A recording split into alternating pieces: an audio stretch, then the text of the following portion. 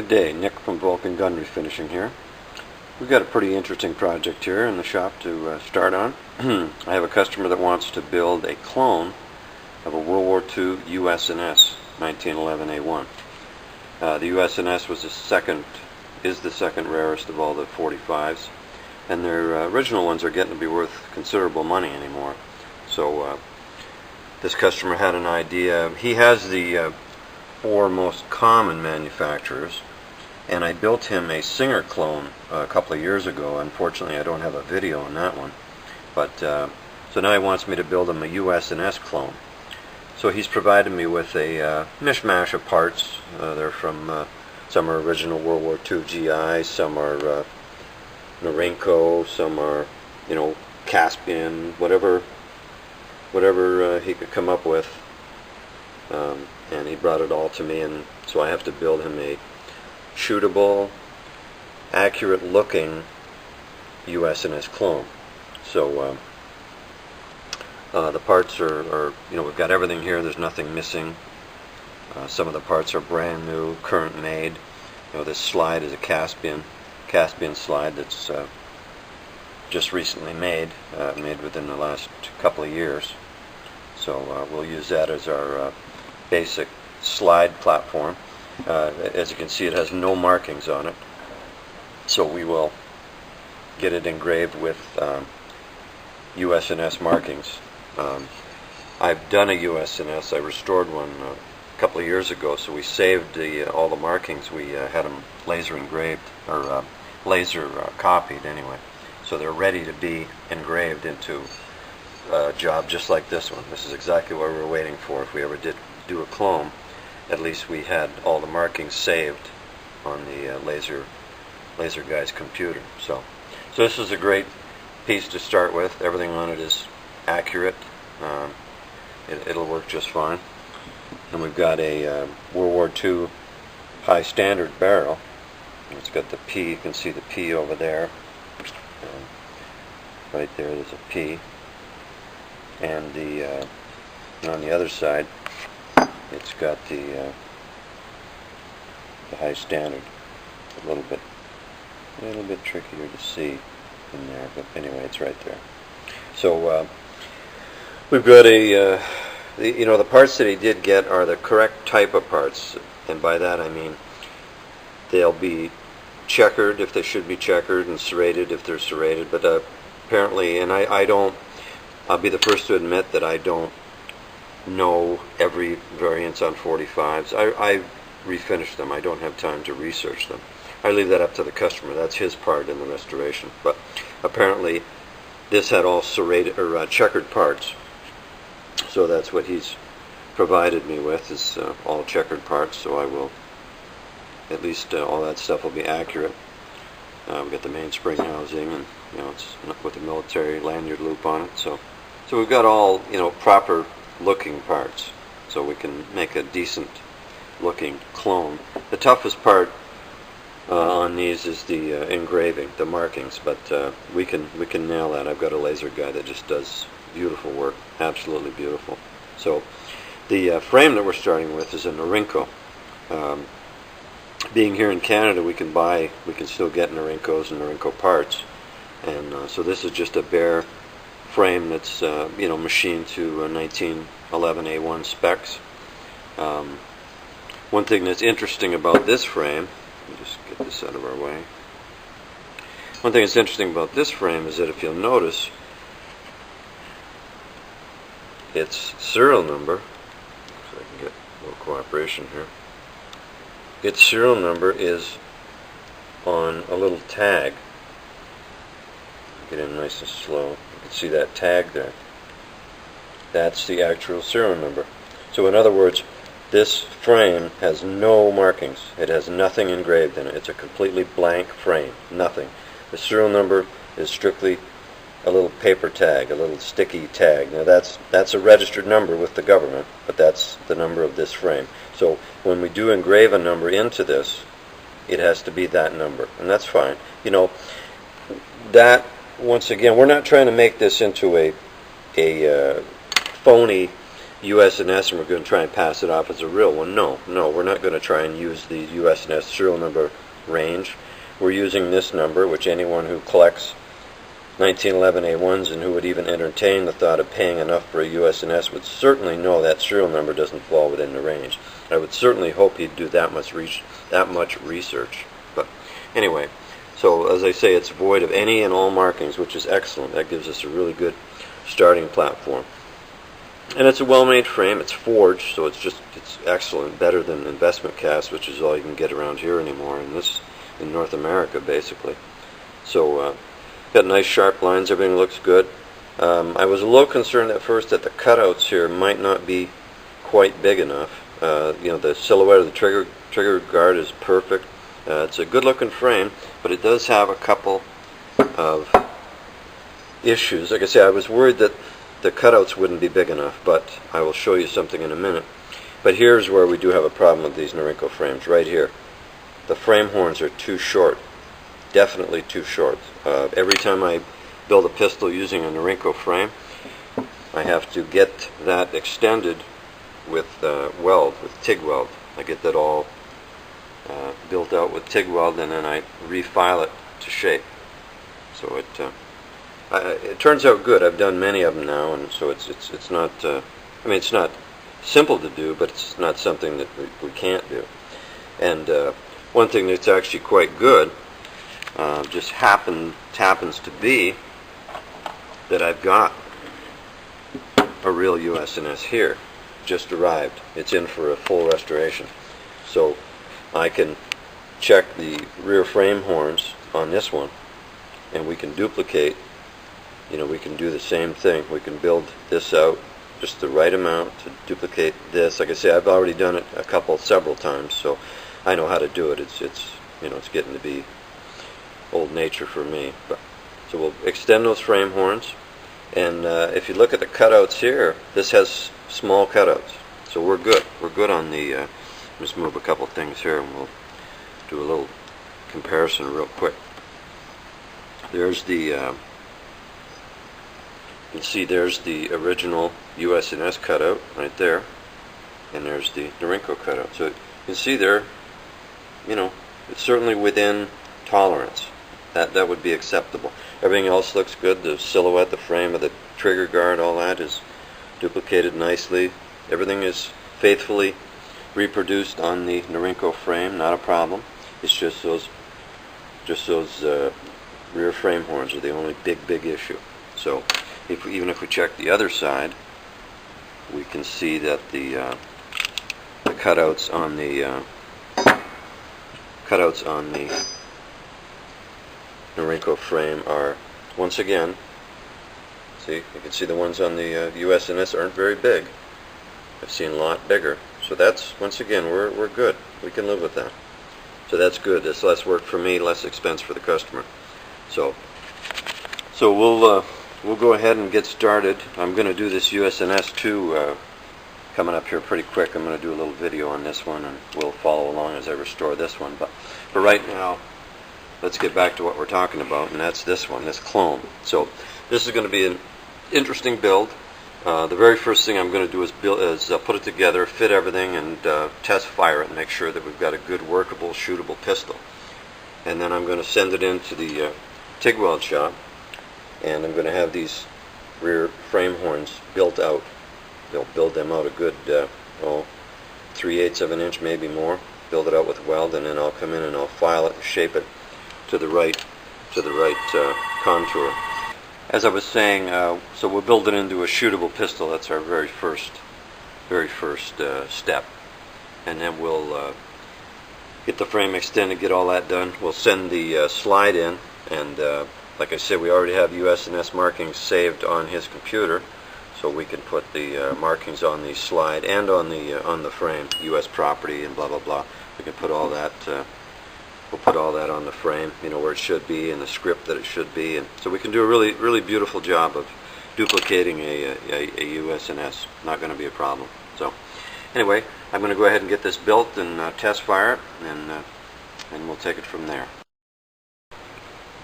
Alright, so we got our frame back from the TIG welders, and as you can see, they built up those rear frame horns. Norinco makes a nice frame, and they're forged, which is really nice. That's old world technology. We don't even do that in North America much anymore. Everything's investment cast. So these are actually beautiful frames, strong, well-made frames.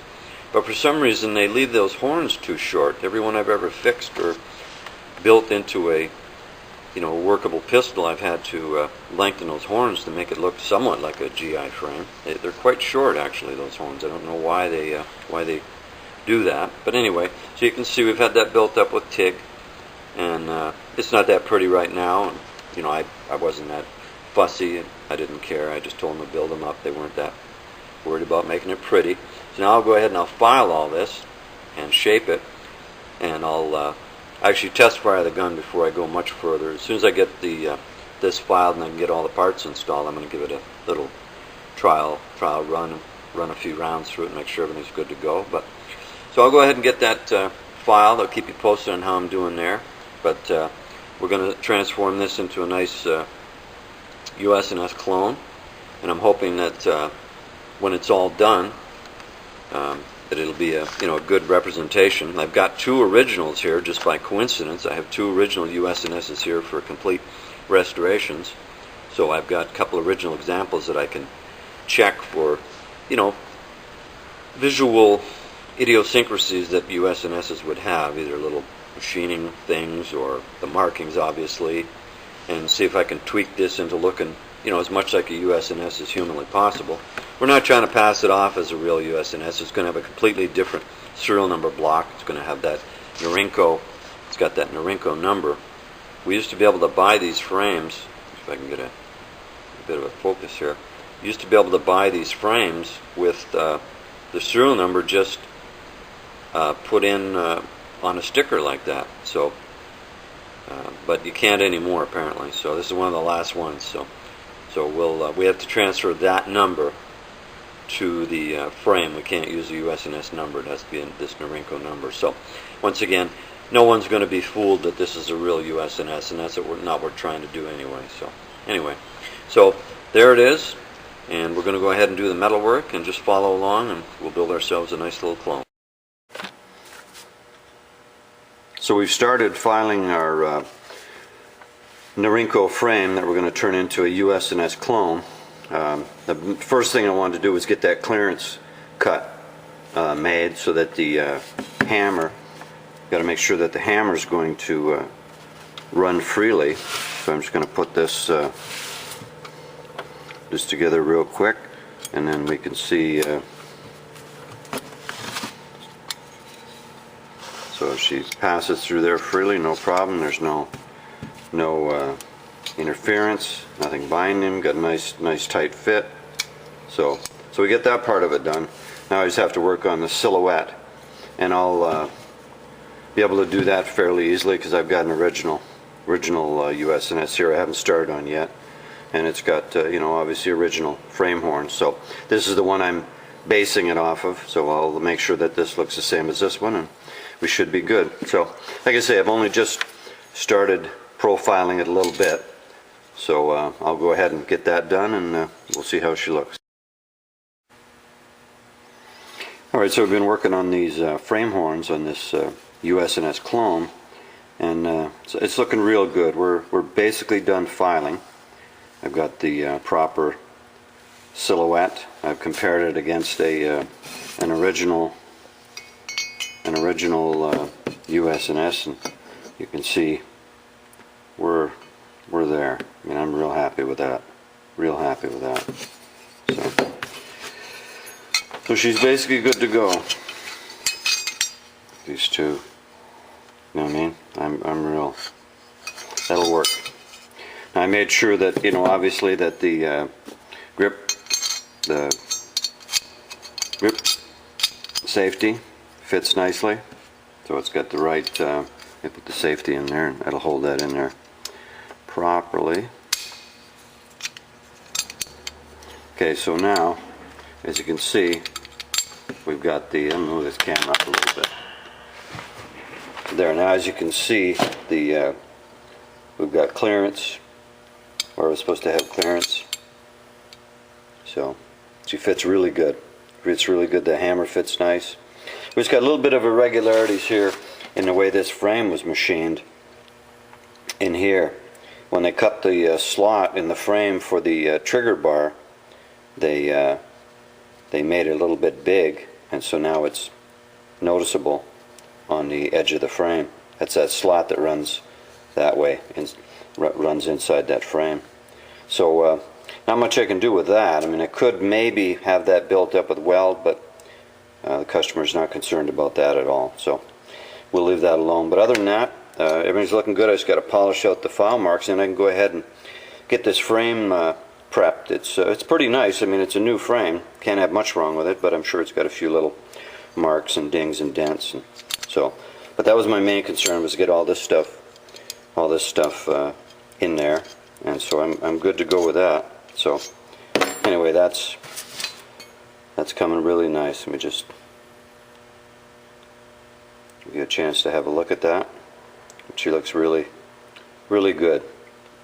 Really came out nice. And like I say, that's only just with a file. I still have to detail that with some emery cloth, but you can see plainly that it's there.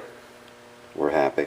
So anyway, I'll go ahead and get that part done, and we'll work on the rest of it, and I'll keep you posted. Alright, so we've got it mocked up. We assembled it and I test fired it, so everything works good, everything functions nice. So those rear frame horns, now you can see, now they're the right length, now they're what they should look like. So I've got those all done. I see just a little tiny bit of frame alignment differences right here where the frame and the slide meet, so I'll file that a little bit so that it all fits nice and flush. And I noticed too, now that I've been looking at this a little bit closer, and you may or may not be able to see it, but the machining in here, around the edge of this line here, that line right there, is pretty rough. I'm going to get in here and clean this up a little bit. I'm just going to touch these finger cutouts a little bit and clean them up, make that edge nice and sharp. Same thing here. You can see it in here. The machining, you can see it quite plain. The machining in this area is terrible. So that line there needs to be defined a little bit better. So, but other than that, everything else is pretty good. I shouldn't have to modify or fix anything. There was some bad machining marks inside the trigger guard, so I got those done. That's cleaned out. So basically, it's coming right along. So just going to try and get this all cleaned up, and we'll take it into the laser engravers in a couple of days and get all the US and S put here. And we got an inspector's symbol in here somewhere, and a P for proof fire. And then same on the slide, we're going to have a P up here. It's already got the alignment marks, so we don't have to worry about that. And then on the frame, of course, then we got to put all the 1911 A1 and serial number, blah blah blah. And once again, I'm going to go with that Norinco serial number. So anyway, so it's been test fired. Everything fits and functions. So now we can go ahead and get her all cleaned up. Alright, so we're coming right along now on this US&S clone. Got all the metal work done, all the metal finishing done, all the filing, polishing. If you remember correctly, I had to go in and detail this line right here. The machining in here was pretty rough, so I cleaned all that up, refiled it all. So I got that line right there, well defined, that's nice and sharp. And it's that line right there that they had just not done a very nice job of it at all. So I cleaned it up and detailed it all. So that's all done. And you'll notice now we've got the laser engravings done. So now right now the engravings look a little bit heavy, a little bit thick, and that's only because of all the slag and fuzz around the where they burned it, because they burn it with a laser. So it's a little bit bigger and sloppier than it looks right now. But once I bead blast it and clean it up, that'll be nice and crisp and razor sharp. So we put the P, the proof fire P there, and it's a little bit crooked so that it duplicates a hand stamp. So that was the only markings on that side that had to be done. And on the other side, of course, we got our standard United States property. Let me get this out of the way. We got United States property, M1911, U.S. Army. So that all looks good. Once again, it's a little bit fat looking because there's some slag and fuzz around the burn, but once that's cleaned up, it'll look really good. And we went with the Norinco serial number, so anyone knows that's not an original US&S serial number block. And you notice the numbers were lasered a little bit crooked, a little bit to try and duplicate hand stamping. Everything else is nice and straight, but my laser guy is pretty anal, and I want him to be. So, and there's those rear horns again, all done, ready to go. So this one is ready now to send it in and have it annealed and rehardened. Let's just look at that slide for a second. We'll talk about more on the annealing in a minute. There's the US&S markings, which are just beautiful. I had an original US&S that I took to him. I actually had 2 of them, and I took it to him, and that way he was able to duplicate and get all the measurements. And once again, that'll be finer looking once it's actually bead blasted and cleaned up. It's actually not as thick and wide looking as it appears here. And you can see I put the heavy graining in the side as per original. It only got it on the flat of the side. The lower part here it just stays fairly smooth. It didn't have the graining in it. And then on the top, well, there's that P for proof fire, but on the top the grain runs the other way, which as original it should. So it goes across the top all the way, back and forth, and then horizontally along the sides. There's that P. We stamped it upside down just like a lot of originals. And once again, once that's cleaned up, you'll see it's a little bit kind of it's thicker in one area and a little bit thinner in another to duplicate a crooked hand stamp. So we're trying to keep it as proper looking as we can. This is a Caspian slide. You see all the graining marks I put in there, so that all looks good. So basically, all my metal work's done, all the engravings done. Let's just put that puppy together for a second and see what she looks like. But so now the next operation, there we go, pretty good looking pistol now, eh? So the next operation now is we send it out and we get it annealed and then reheat treated. And the reason I'm doing that is a couple reasons. One is because we had new metal added back here, and so there's too much of a chance that the new metal might show up with the old metal. I mean, we've done metallurgy tests on these before, so we know basically what kind of steel they are. Although in Norinco, I haven't checked the metallurgy on that, so that could be slightly different. But overall, we try to duplicate the metal as much as we can, but you still could run into a slight color difference. You can't get exact. When you see how many elements are in steel, it's no wonder you can't get a perfect match. So by annealing it, it'll help blend in that new metal. Plus the other issue is we've got a Caspian slide and a Norinco frame. Different metallurgies, different hardnesses, blah blah blah. I don't want to re-blue this thing, and all of a sudden we get different shades in these 2 major pieces. I mean, I can see slightly different shades on smaller little odd bits and pieces that were built by subcontractors, and some of those smaller pieces are hardened and things like that. That's okay, that's acceptable. But I really don't want the slide and the frame to be a different shade. So we'll get it all annealed, which will soften everything, and then I'll just get it hardened right back up again. It won't even leave the place. So that way the slide and the frame should match. The new metal won't show. So I'm getting excited. This thing's getting close now. Alright, so we've got our US&S clone all done. She's completed, 100% finished. So we've got all the markings, bluing, everything is completed on it. It's been test fired, she runs good, but it turned out really nice. I'm real happy with it. For being a copy. Like I say, we had an original to go by, so that helped get us proper measurement on the lettering and font and all that stuff. So we're able to make a really, really nice representation of a US&S. Some people may question why you'd want to make a copy, but yeah, why not? You know what I mean? You only live once. Let's have fun in life. It turned out really good. I'm happy. It's a Caspian slide with a Norinco frame and then a real hodgepodge of different parts. Some are World War II, some are modern. So, but everything turned out nice. There's those rear frame horns that I had to extend. You see they came out nice. So there's a close-up of those markings. So it turned out really good. I'm very happy with the laser guy's work. He's very picky. There's the RCD inspector's stamp and the P, the proof fire. So you see the P is even a little bit fainter at the top than it is at the bottom to try and kind of duplicate a hand stamp. So all the machining marks and everything were, if you remember, inside around that trigger guard. There was some issues there, but that's all been corrected now.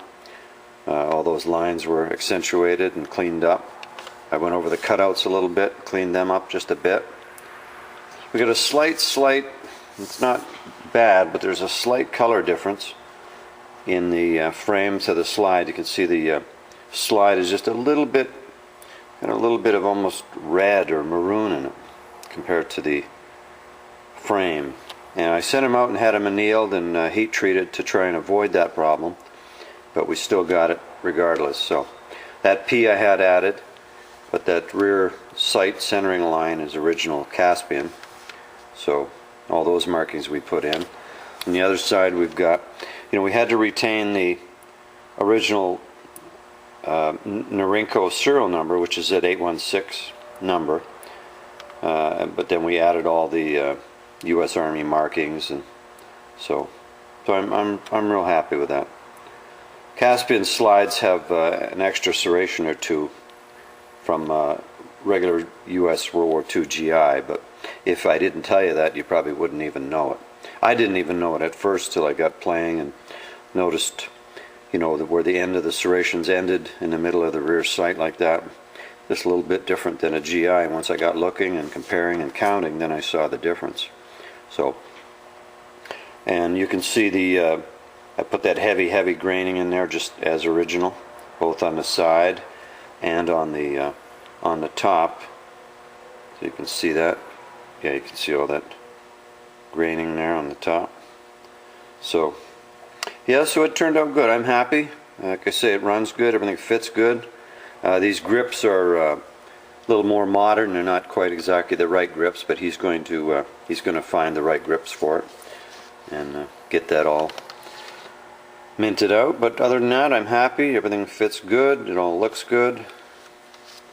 Got all the right type of parts on it, all checkered parts. So, for being a clone, it's the best that we could do. We made sure that it, was a respectable looking example. So I think it turned out pretty good. I'm happy. I'm sure the customer's going to be pleased.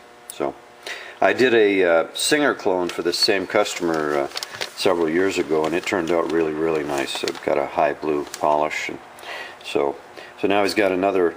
He has a real US&S as well, but he wanted a clone. So mine is not the reason why.